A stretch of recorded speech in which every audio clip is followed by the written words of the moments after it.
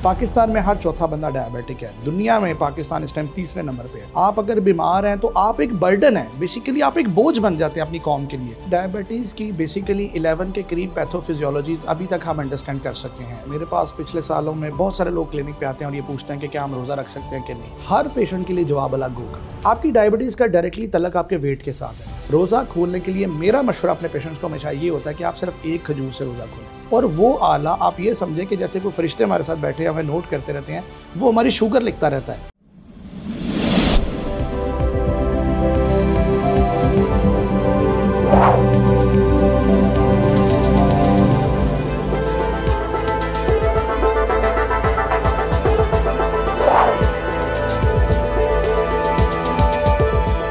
अस्सलाम वालेकुम नाज़रीन, शेयरिंग ऑफ प्रोफेशनल विजडम के साथ मैं हूं आपका मेज़बान अली रहमान खालिद। नाज़रीन, जैसा कि आप जानते हैं, हम हमेशा आपके सामने ऐसी पर्सनैलिटीज़ को लेके आते हैं जो आपकी ज़िंदगी में कहीं ना कहीं कोई वैल्यू ऐड करें और आपको उनसे कुछ ना कुछ सीखने को मिले। आज हमारे साथ डॉक्टर नुमान रफ़ी साहब मौजूद हैं। ये इंटरनल मेडिकल स्पेशलिस्ट हैं और इसके साथ साथ पब्लिक हेल्थ एक्सपर्ट हैं, यानी पब्लिक हेल्थ में इन्होंने मास्टर्स भी किया हुआ है। हम इनसे जानेंगे कि अभी हाल ही में इन्होंने अपनी जो किताब लिखी है डायबिटीज़ एंड रमज़ान, यानी कि ज़ियाबतीस और रमज़ान, इसमें इन्होंने क्या चीज़ें मेंशन की हैं और ये इसके ज़रिए क्या पैगाम देना चाहते हैं। इसकी तहरीक इनके अंदर कब पैदा हुई कि मैं एक ऐसी किताब लिखूं जो रोज़ा रखने वाले मुसलमानों को हेल्प आउट करे, उनको एक गाइडलाइन फ्राहम करे कि कहाँ पे उन्होंने स्टार्ट करना है और कैसे उन्होंने एंड करना है, क्या वो रोज़ा रख सकते हैं और क्या खदशात हैं, क्या ख़तरात हैं इसके। ये सारी बातें इस इंटरव्यू का हिस्सा बनेंगी, हम इनसे जानेंगे। अस्सलाम वालेकुम डॉक्टर नुमान रफ़ी साहब, कैसे हैं आप? ठीक हैं? वालेकुम अस्सलाम अली, मैं बहुत ठीक ठाक। आपका बहुत शुक्रिया और मैं कासिम अली शाह फाउंडेशन का हमेशा की तरह बड़ा शुक्रगुजार हूँ कि आप लोग जो इस ज़माने में वैल्यू ऐड कर रहे हैं, जो आप कंट्रीब्यूशन कर रहे हैं और जो आपका स्लोगन है लेट्स पे बैक, तो मैं उसका आप लोगों को ट्रिब्यूट भी पेश करता हूँ और मैं उसका एक छोटा सा हिस्सा बनने पे अपने आप को बड़ा खुशकिस्मत समझता हूँ। बहुत शुक्रिया सर। सर, मुझे ये बताइएगा कि डायबिटीज़ की अगर हम बात करें तो स्टैट्स और फिगर्स जो हमारे पास हैं पाकिस्तान के बारे में, वो तो बड़े अलार्मिंग हैं। यानी कि 100 में से 17 जो लोग हैं वो डायबिटीज़ के करीब हैं या डायबिटीज़ का शिकार हैं। तो मुझे ये बताइएगा कि ये इतना ज़्यादा ख़तरनाक काम जो होने जा रहा है या हो रहा है, इसको कैसे हैंडल किया जा सकता है? बहुत ही अलार्मिंग सिचुएशन है इस टाइम पाकिस्तान में। ऑल ओवर द वर्ल्ड, दुनिया में जो डायबिटीज़ की प्रेवलेंस है वो 17% है। आपने बिल्कुल ठीक कहा। लेकिन अगर आप पाकिस्तान में खड़े होकर किसी एक इलाके में जाएं और आप उनको जाकर सिर्फ इतना पूछें कि वो घर हाथ खड़ा कर दे जिसका कोई फैमिली मेम्बर डायबिटिक नहीं है, मेरे ख़्याल में आपको उस मोहल्ले में कोई ऐसा घर नहीं मिलेगा जिसमें कोई एक ना एक पेशेंट डायबिटिक ज़रूर हो। चलें हम इसको और थोड़ा सिंप्लीफाई कर लेते हैं। अगर उस पेशेंट या उस मोहल्ले में कोई ऐसा घर ना भी हो, अल्लाह करे कि हमारे ज़्यादा से ज़्यादा लोग सेहतमंद रहें, लेकिन उस मोहल्ले में कोई ना कोई ऐसा घर ज़रूर होगा जिसका रिलेटिव ज़रूर डायबिटिक है। So prevalence of diabetes in Pakistan is हर चौथा बंदा। सही। पाकिस्तान का हर चौथा बंदा। अच्छा, अब सेहतमंद माशरों के लिए अली तो सेहतमंद होना बड़ा ज़रूरी है। अगर आप सेहतमंद नहीं हैं तो आप कौमी तरक्की में अपना हिस्सा नहीं डाल सकते। आप अगर बीमार हैं तो आप एक बर्डन है, बेसिकली आप एक बोझ बन जाते हैं अपनी कौम के लिए। आपके ऊपर गवर्नमेंट को स्पेंड भी करना पड़ेगा, आपके ऊपर दवाइयों का खर्चा भी आएगा, आपके ऊपर डॉक्टर्स की फीसें भी आएंगी, आपके ऊपर दवाइयों का और टेस्टों का बोझ पड़ता जाएगा। और अगर आप बीमार हैं तो ना तो आप अपनी फैमिली रन कर सकते हैं और ना खुदा न खास्ता आप कौमी तरक्की में अपना हिस्सा डाल सकते हैं। सो सेहतमंद होना माशरे के लिए, मुल्क के लिए और घर के लिए ज़रूरी है। डायबिटीज़ इस टाइम की पाकिस्तान में एक पेंडेमिक सिचुएशन इख्तियार करती हुई बीमारी है। पाकिस्तान में हर चौथा बंदा डायबिटिक है। दुनिया में पाकिस्तान इस टाइम तीसरे नंबर पे है, चाइना और इंडिया के बाद। अब उनकी आबादी हमसे बहुत ज़्यादा है, अदरवाइज़ अगर हम जिस तरह से चल रहे हैं खुदा न खास्ता तो शायद हम उन्हें भी क्रॉस कर जाते। अनफॉर्चुनेटली सबसे अलार्मिंग चीज़ इस टाइम जो मैं बताने लगा हूँ वो है पाकिस्तान की नौजवान पॉपुलेशन। हम नंबर 1 पे हैं दुनिया में जिनकी यंग पॉपुलेशन डायबिटिक हो रही है।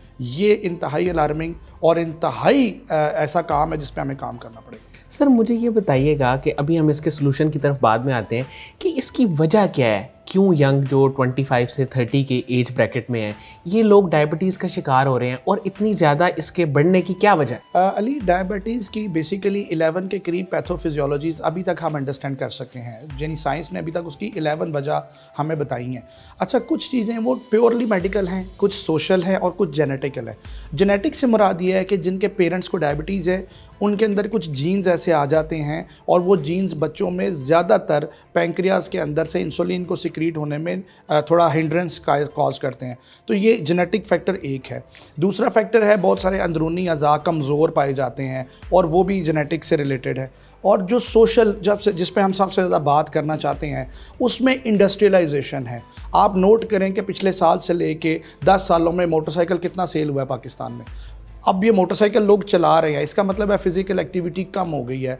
आपकी साइकिल की जगह मोटरसाइकिल ने रिप्लेस कर दी, आपके नलके की जगह आपकी मोटर घर की मोटर ने रिप्लेस कर दी, आपके पैदल चलने की आदत आपकी चिंची वाले ने रिप्लेस कर दी, आपके घर की ख़वातीन का काम करने का स्टाइल वॉशिंग मशीन ने चेंज कर दिया, उनके घर के काम करने का काम वालियों ने, वैक्यूम क्लीनर्स ने और बहुत सारी चीज़ों ने आसान कर दिया। So lack of physical activity is the biggest cause of diabetes in industrialised world. तो ये सबसे बड़ा कॉज है कि हम काम नहीं करते। इसमें एक सोशल एलिमेंट आया है जो मोबाइल फ़ोन यूजेज है। आप देखेंगे जो लोग ज़्यादातर टाइम मोबाइल फ़ोन पे स्पेंड करते हैं, इट मीन्स वो फिजिकली इनएक्टिव होते हैं। बिल्कुल। आज से 15-20 साल पीछे चले जाएं, जब मोबाइल ईरा नहीं था तो ग्राउंड्स बड़े होते थे। आप देखते थे शाम को लड़के ग्राउंड में जाते हैं, वो हॉकी खेलते थे, क्रिकेट खेलते थे, फुटबॉल खेलते थे। वही बच्चे आजकल या वीडियो गेम्स पे हैं या मोबाइल गेम्स पे हैं। सो फिज़िकल एक्टिविटी का ना होना, बहुत ज़्यादा खाना, जंक फूड, जंक से मुराद ये है कि जिसमें फ़ैट क्वांटिटी ज़्यादा होती है। जब आप फैट क्वांटिटी या कार्ब्स ज़्यादा ले लेते हैं तो आपका वेट गेन होना शुरू हो जाता है। That is why it is called junk, because it is not giving you the nutrients. जो आपकी बॉडी को न्यूट्रेंट्स रिक्वायर्ड है वो नहीं दे रहा, इसलिए उसे जंक कहा जाता है। इससे वेट गेन भी हो रहा है। सो डुअल, ये दो तलवार होगी, ये दो धारी तलवार होगी। एक तो हमारी पॉपुलेशन काम नहीं कर रही और दूसरा खुराक बहुत ज़्यादा ले रही है। So overweight plus lack of activity, this is the biggest cause of diabetes. नहीं सर, बिल्कुल आपने अवेयरनेस तो यहाँ से दे दी। अब मैं चाहूँगा कि मुख्तसर आप टाइप्स पे थोड़ी सी बात करें ताकि फिर हम आगे इसके सोल्यूशन की तरफ आएँ। डायबिटीज़ को हम मेनली दो टाइप्स में डिवाइड करते हैं। एक टाइप 1 है, टाइप 2 है। बेसिकली टाइप 1 वो वाली डायबिटीज़ है जिसमें के मरीज़ को 40 साल से पहले शुगर हो जाती है। नॉर्मली ये डेफिनेशन अब इम्प्लीमेंट नहीं हो रही क्योंकि अब हम इससे भी अर्ली एज में लोगों में देख रहे हैं। ज़्यादातर लोग जिनको यंग एज में या बचपन में शुगर होती है वो ऐसे लोग हैं जिनका पैंक्रियाज यानी लबलबा काम नहीं कर रहा, और अगर लबलबा काम नहीं करता तो इंसुलिन जो हार्मोन है वो नॉर्मल सिक्रीट नहीं हो रहा, और अगर नॉर्मल इंसुलिन नहीं है तो खून के अंदर ग्लूकोज को हज़म करने के लिए कोई चीज़ मौजूद नहीं है। इस ग्लूकोज के बढ़ने से बहुत ज़्यादा मसाइल पेशेंट को पेश आ सकते हैं। ये टाइप 1 के पेशेंट होते हैं, ये बहुत नौजवान होते हैं, यंग होते हैं, बिल्कुल आप समझें कि ये जैसे 8, 10, 11 साल के बच्चे होते हैं। कुछ लोग हैं जिनको 40 साल के बाद जाके शुगर होती है, दैट इज़ कॉल्ड टाइप 2। अच्छा, जीन्स का रोल टाइप 1 में होता है या टाइप 2 में होता है? देखिए जेनेटिकली जो डिस्ट्रक्शन होती है पैंक्रियाज की वो टाइप 1 में, टाइप 1 सो जेनेटिकली ये ज़्यादा है। लेकिन टाइप 2 की एक खास जेनेटिक्स है। इसमें क्या होता है कि आपके बॉडी के अंदर इंसुलिन की रेजिस्टेंस डेवलप हो जाती है, यानी आपके जिस्म के अंदर इंसुलिन मौजूद तो है लेकिन वो काम ठीक नहीं कर रही, और ये एक ख़ास तरह का जेनेटिक डिसऑर्डर है। ये वेट गेन या ओबेसिटी के साथ डायरेक्टली रिलेटेड है। सर मुझे ये बताइएगा कि आपने ये किताब लिखी ज़ियाबतीस और रमज़ान, इसमें आप एक डाइट प्लान भी बताते हैं, आप एक्सरसाइज के हवाले से भी बात करते हैं, बहुत सारी नई इंस्ट्रूमेंट्स का भी आपने जिक्र किया है।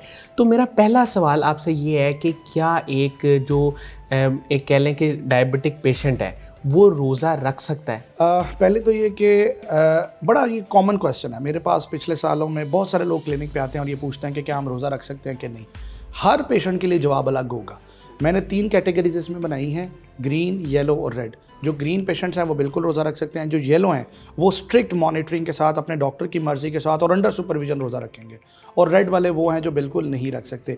आपके पहले सवाल का जवाब कि क्या डायबिटिक रोज़ा रख सकता है? जी, अगर उनकी शुगर कंट्रोल है, अगर उनको कोई मसला नहीं है, उनके गुर्दे महफूज हैं, उनका दिल महफूज है, उनकी आंखें महफूज हैं, तो यकीनी तौर पर उन्हें रोज़ा रखना चाहिए और डॉक्टर्स को उनकी मदद करनी चाहिए। सर रेड में तो कार्डिक पेशेंट्स और इसके अलावा जो कोई ऐसी मतलब बड़ी स्ट्रॉन्ग किस्म की डिजीज़ हैं वो आ जाती हैं, लेकिन येलो और ग्रीन के बारे में थोड़ा सा बताइए। मैं आपको बताऊं, ग्रीन वो पेशेंट हैं जिनको अभी बिल्कुल लेटेस्ट डायबिटीज़ हुई है, जैसे अभी उन्हें शुरू हुई है, 1-2-3 साल हुए हैं, और वो ऐसी गोलियां खा रहे हैं शुगर को कंट्रोल करने के लिए, इंसुलिन नहीं ले रहे, गोलियां खा रहे हैं, और वो वाली गोलियां जो अचानक से शुगर कम नहीं करती। हमारे पास मुख्तलिफ तरह की टैबलेट्स हैं। कुछ ऐसी टैबलेट्स हैं जो शुगर को फ़ौरन कम करते हैं, कुछ हैं जो 12 घंटे, 8 घंटे, 10 घंटे लगाती हैं। स्लो रिलीजिंग है। तो जो लोग स्लो रिलीजिंग दवाइयाँ ले रहे हैं और शुगर अभी नई नई हुई है, उनके गुर्दे महफूज हैं, उनकी आंखें महफूज हैं, उनका दिल महफूज है, वो लोग ग्रीन लाइट में हैं। सो ग्रीन का मतलब सेफली दे कैन फास्ट रख सकते हैं। यस। जो येलो लाइट वाले हैं उनमें से कुछ लोग ऐसे हैं जो इन दवाइयों पर कंट्रोल नहीं हो रहे थे, उनकी शुगर थोड़ी पुरानी हो गई, 8-10 साल हो गए, अब उनको एक दवाई के साथ दूसरी दवाई ऐड करनी पड़ गई है, हाई डोज पे हैं, और वो दवाई ऐसी है जो शुगर को फ़ौरन कम कर सकती है। इनको हम अपनी लैंग्वेज में डिफरेंट नाम से पुकारते हैं। जो फ़ौरन शुगर को कम करती हैं, ऐसी सूरत हाल में मरीज़ का रोज़े के दरमियान शुगर कम होने का चांसेस बढ़ जाते हैं। तो ऐसे पेशेंट येलो लाइट में होते हैं। इनको हम क्लोज वॉच करते हैं, इनकी मॉनिटरिंग बड़ी क्लोज होती है, इनको हम शुगर को चेक करने की प्रॉपर डिटेल्स हमने इस बुक में बताई हैं, तो आप अकॉर्डिंगली चलते हैं। और ये फिजिशियन के लिए भी एक चैलेंज है और पेशेंट के लिए भी एक चैलेंज है, लेकिन चूँकि ये हमारा मजहबी फरीज़ा है, हम इसको फैसिलिटेट करने में लोगों का साथ देते हैं। तो वो येलो लाइट वाले पेशेंट हैं।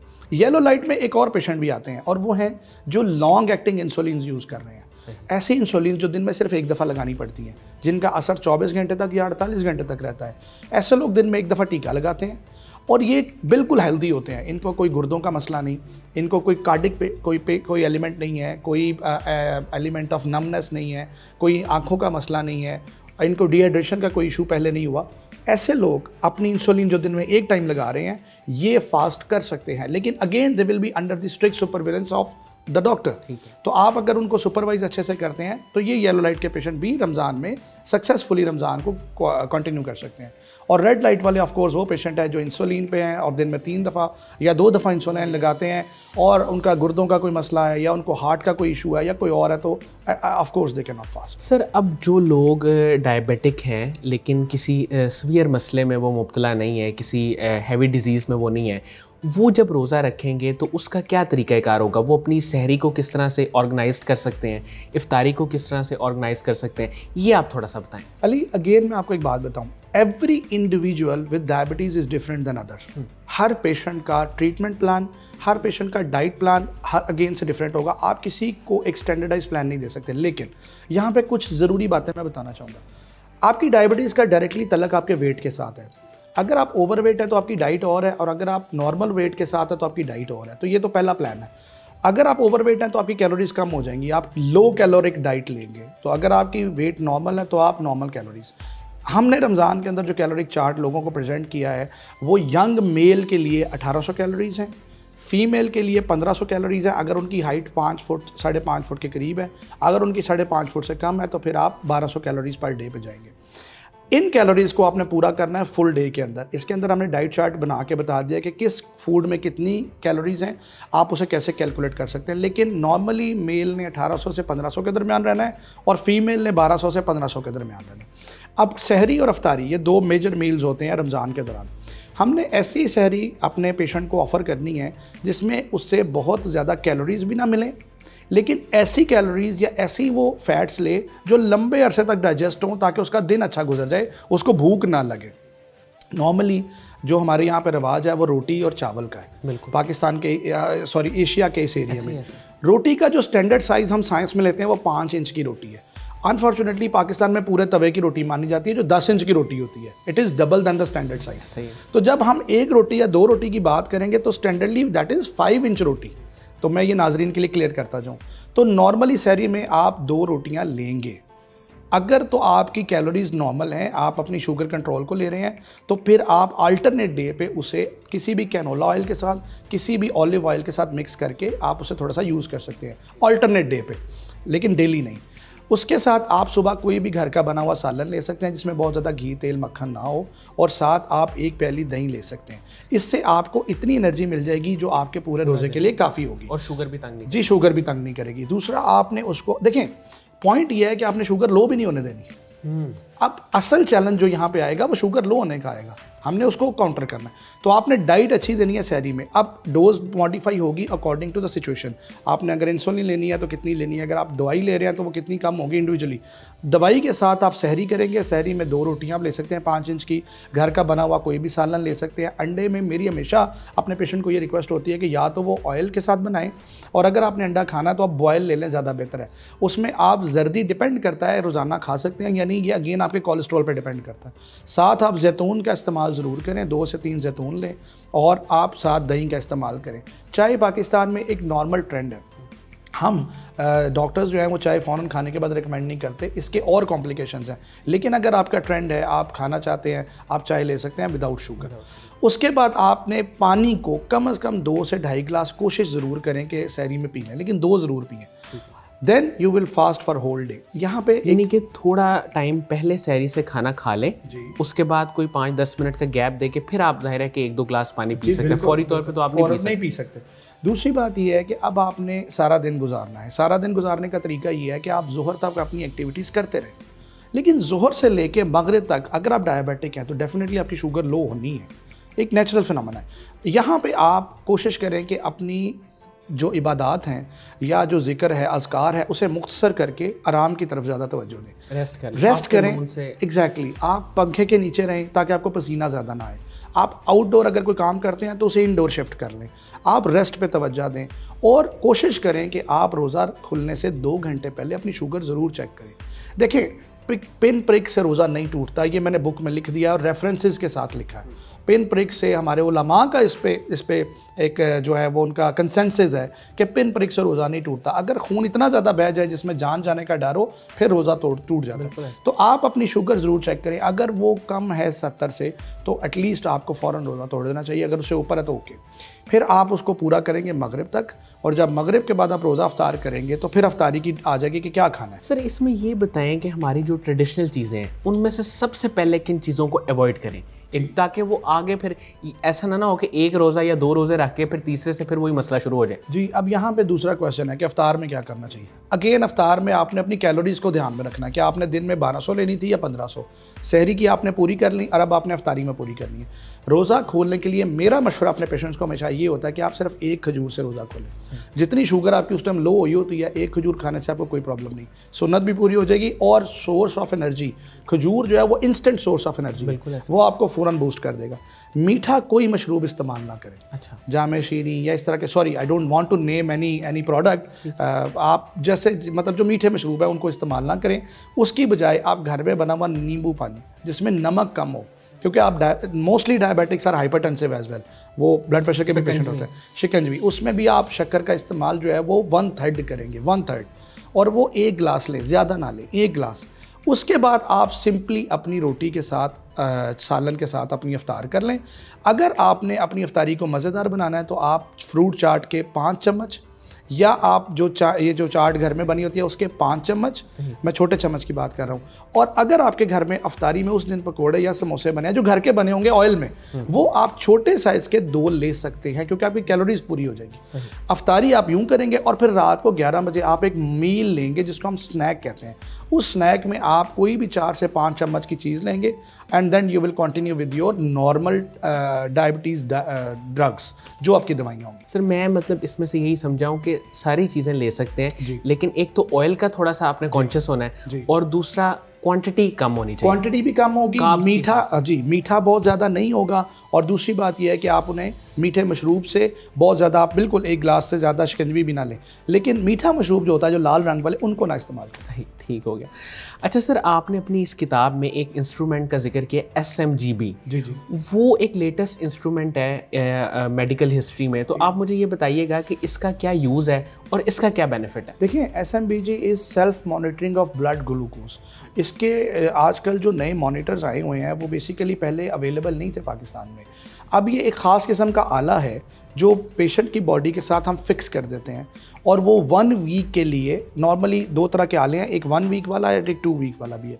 तो 1 वीक के लिए जो आला हम उसके साथ लगा देते हैं, वो परमानेंटली उसकी हर 5 मिनट के बाद शुगर की रिकॉर्डिंग करता रहता है। और वो आला आप ये समझें कि जैसे कोई फरिश्ते हमारे साथ बैठे हमें नोट करते रहते हैं, वो हमारी शुगर लिखता रहता है। और फिर उस शुगर का रिकॉर्ड हम ग्राफ की सूरत में, एक टेबल की सूरत में कंप्यूटर पे डाउनलोड कर लेते हैं, और उससे हमें ये अंदाज़ा हो जाता है कि पेशेंट की शुगर किस टाइम ज़्यादा हुई, किस टाइम कम हुई, और हमने उसके लिए क्या मेजरमेंट्स करने हैं। खाने के बाद शुगर ज़्यादा होती है, खाने से पहले ज़्यादा होती है, पेशेंट को बार बार सुइयाँ नहीं लगानी पड़ेंगी, पेशेंट को बार बार प्रिक नहीं करना पड़ेगा। और सबसे बड़ा इसका फ़ायदा, सबसे बड़ा, कई पेशेंट ऐसे होते हैं उनकी शुगर हाई होती है, उन्हें पता नहीं चलता, कई पेशेंट ऐसे होते हैं जिनकी शुगर लो हो जाती है और उन्हें पता नहीं चलता, ये बड़ा डेंजरस होता है। इस हाइपरग्लाइसीमिया को, इस हाइपोग्लाइसीमिया को बचाने के लिए ये आला हमारी मदद करता है, and that is a very good blessing for diabetic patients. Sir आखिर में मैं ये पूछना चाहूँगा आपसे कि डायबिटीज़ पे आप इतना ज़्यादा काम कर रहे हैं, आपने ये बुक भी लिखी, इसके पीछे क्या विजन था, क्या आपने सोचा? क्या आप सिर्फ यही चाहते थे कि जो रमज़ान में ख़ास तौर पे लोग सोचते हैं कि हम रोज़ा रखें या ना रखें, या कोई और भी वजह थी इस बुक को लिखने के पीछे? बड़ा अच्छा सवाल है आपका अली। ये बेसिकली मेरी एक इमोशनल अटैचमेंट है।